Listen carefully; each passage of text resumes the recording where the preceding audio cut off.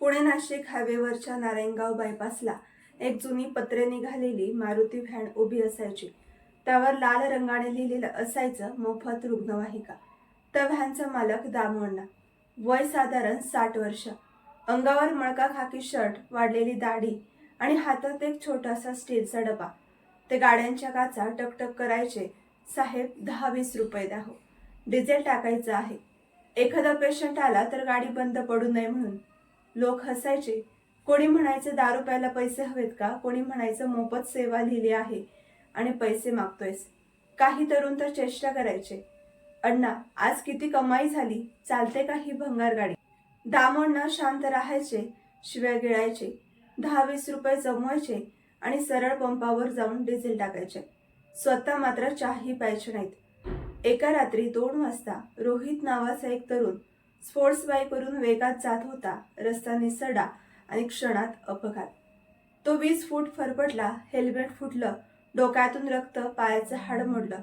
तो रस्त्याच्या कडेला विभळत पडला होता. गाड्या जात होत्या पण थांबत नव्हत्या. कोणाला पोलीस केसची भीती, कोणाला वेळ नव्हता. रोहितला वाटलं आज शेवट आहे. तेवढ्यात दूरवरून सायरनचा आवाज. ती जुनी व्हॅन. दामू अण्णा धावत उतरले. रक्ताच्या थारोळ्यात पडलेला तरुण पाहून त्यांच्या शरीरात जणू हत्तीचं बळ आलं. त्यांनी एकट्याने त्याला उचललं. घाबरू नकोस बाळा, मी आहे. गाडी स्टार्ट केली, पण गाडी बंद पडली. डिझेल संपले. अण्णांच्या आवाजात हतबलता होती. मगाशी कोणी पैसे दिले नाहीत, फक्त 50 रुपयांचं डिझेल टाकलं होतं. रोहितच्या डोळ्यात पाणी आलं, पण दामू अण्णा थांबले नाहीत. त्यांनी गाडी न्यूट्रलला टाकली आणि त्या 60 वर्षांच्या म्हाताऱ्याने पावसात ती अँब्युलन्स ढकलायला सुरुवात केली.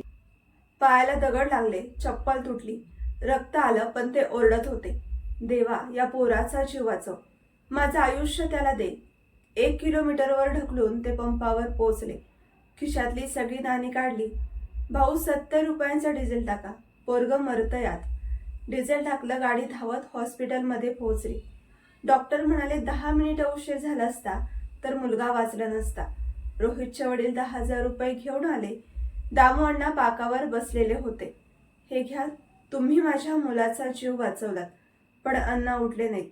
त्यांचा देह थंड पडला होता. एका नर्सने डोळे पुसत सांगितलं, साहेब त्यांचा मृत्यू हार्ट अटॅकने नाही, भुकेने झाला आहे. गेल्या 3 दिवसांपासून त्यांनी अण्णाचा कण खाल्ला नव्हता. लोकांकडून जमलेले पैसे ते स्वतःसाठी नाही, फक्त डिझेलसाठी वापरायचे. त्यांचा स्वतःचा मुलगा वेळेवर ॲम्ब्युलन्स मिळाल्याने गेला होता. म्हणायचे माझं पोट रिकामं राहिलं तरी चालेल, पण माझी ॲम्ब्युलन्स रिकामी नाही राहिली पाहिजे. ज्याला लोक भिकारी म्हणत होते तो प्रत्यक्षात एक संत होता. त्याने स्वतःचा घास त्यागून माणुसकी जिवंत ठेवली. स्वतः जळून दुसऱ्याचा संसार उजळवला. रस्त्यावर मदत मागणारा प्रत्येक माणूस भिकारी नसतो. कधी कधी तो समाजासाठी झोळी पसरवत असतो. फाटक्या कपड्यांतही देव असू शकतो. थोडं थांबा, थोडं ऐका, थोडं समजून घ्या, कारण हीच खरी माणुसकी आहे.